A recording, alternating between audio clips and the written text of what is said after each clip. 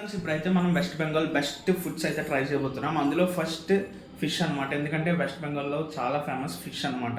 అందుకే ఇప్పుడే మార్కెట్కి వెళ్ళి ఫిష్ అయితే తెచ్చా.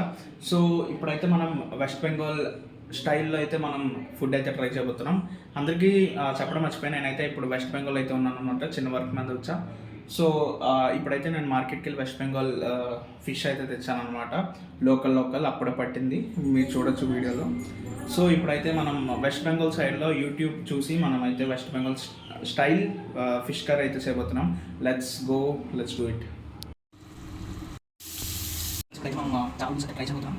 చాలా ఒక్కొక్క ఫ్రై ఒక్కొక్క నార్మల్ అనమాట. చాలా వీక్గా వెయిట్ చేస్తాను అనమాట.